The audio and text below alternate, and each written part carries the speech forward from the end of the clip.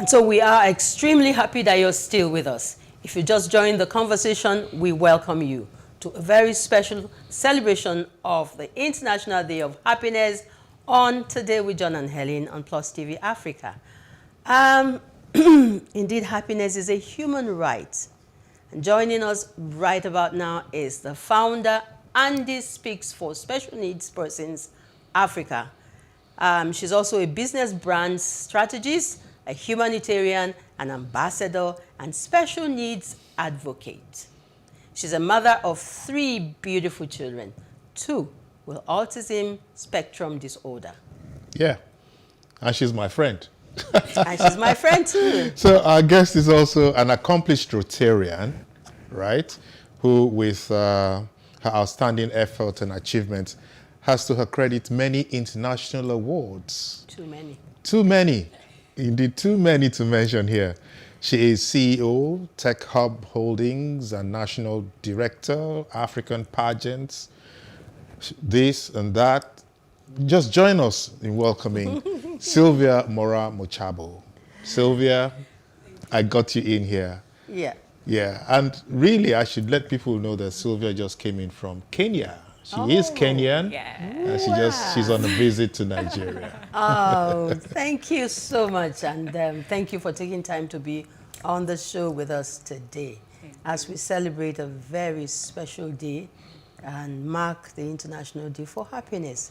Happiness is a very good thing, isn't it? Yes, indeed. It is. So your job will be to share with us a bit, share with us the bite of anxiety, which we have talked about in the first segment, and how to deal with it, and bring happiness on board.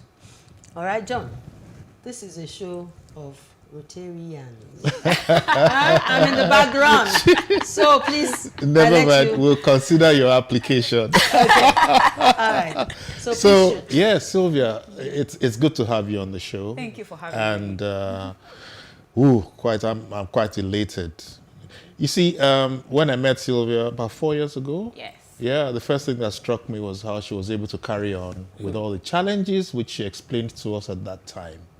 3 big boys, 2 of them with special needs. I must confess. My firstborn is turning 16.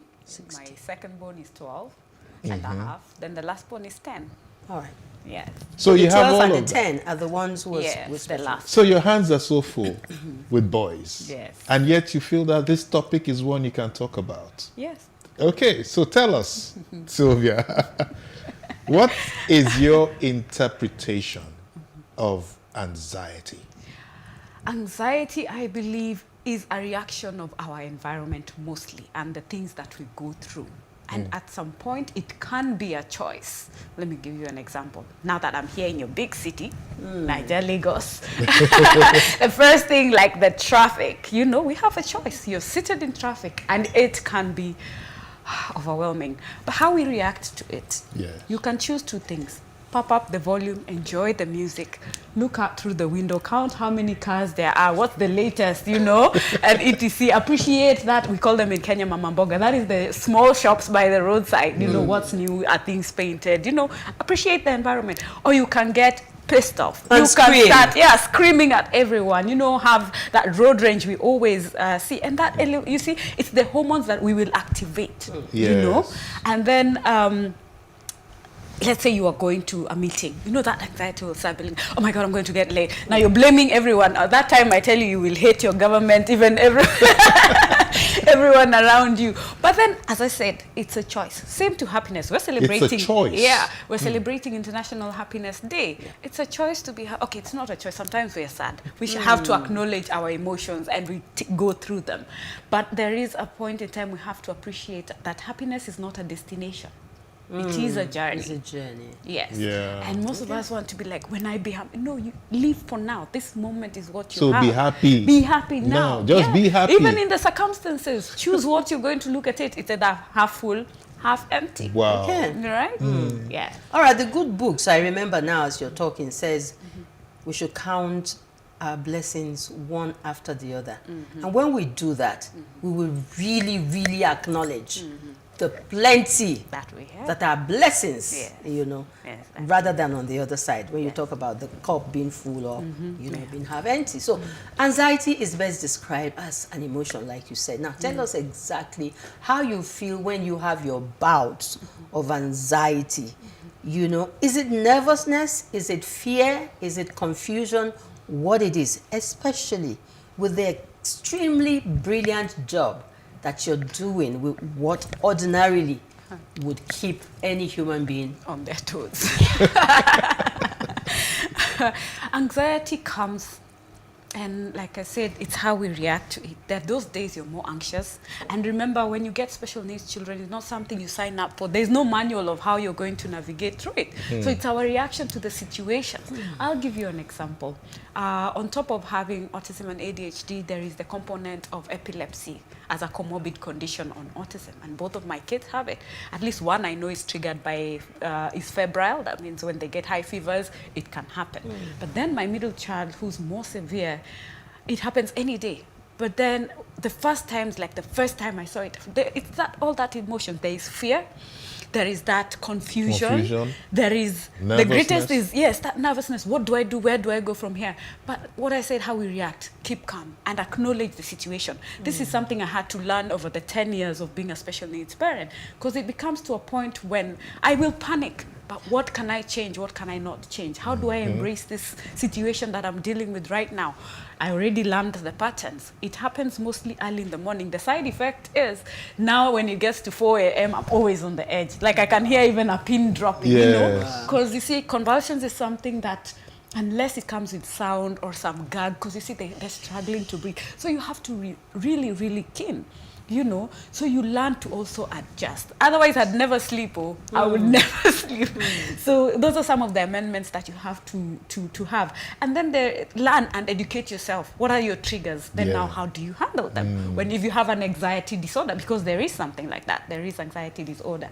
Or sometimes you go through things that traumatizes so much that anything close to that experience always gets you on your toes, right? So after that, you need to learn to calm yourself down and look for the solution for that moment. Like, what do I do for me as a person to just regulate my anxiety? You've used the word learn a few times. So this is like learning on the job. Yeah. It's like learning on the job. Like I said, there's no manual. They're learning every day. Now, anxiety being an emotion, you know, we talked about it before you came in. It could be negative or positive, right? Do you swing between these moods too? Let's say positive. I'll give you an example. When I went for Miss Africa competition, it was my first time ever. I had not rocked a ramp before. But then now you're like, all the things you see on TV, you're like, what questions are going to be asked? It's so different, you know? Then there is that expectations of like, I hope I will win. Sometimes we want to win. You have worked so hard to get something. But then you're also anxious, like, will it go my way? You said something about expectations earlier. I always tell myself, great expectations make frustrated men.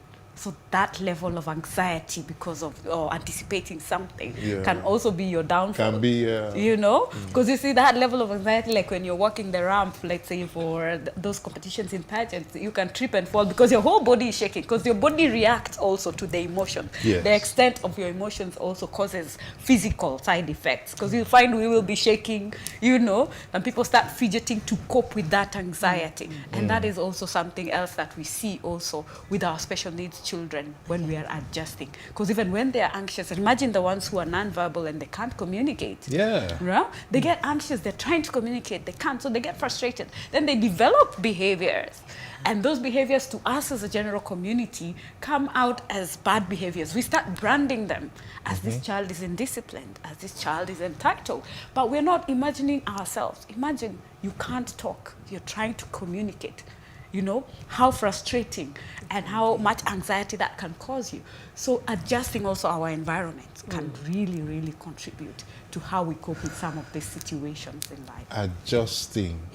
And because we are in this season celebrating International Day of Happiness, I wonder what factors that you have realized. Anxiety would be one of them.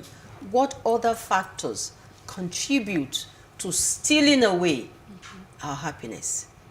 And how do we, how do we get it back? I think as human beings, we wallow so much on negativity, all right? Something can happen. Instead of seeing what lesson do I get from this, we always ask, why me? And like they say, why not you? You'd rather say, try me, man, like bring it on. And then they say, like, let me get out of this a victor, right? Because even in all these challenges when you're raising special, those days come.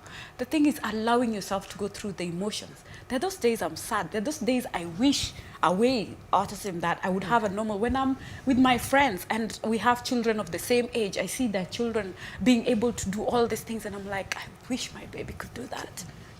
It pains you, but I don't dwell on that. I appreciate the child for who they are, and that's what makes the difference. You embrace what it is. You focus on the ability and not the inability of that person. Sylvia, I've been trying to decode you for a few years now.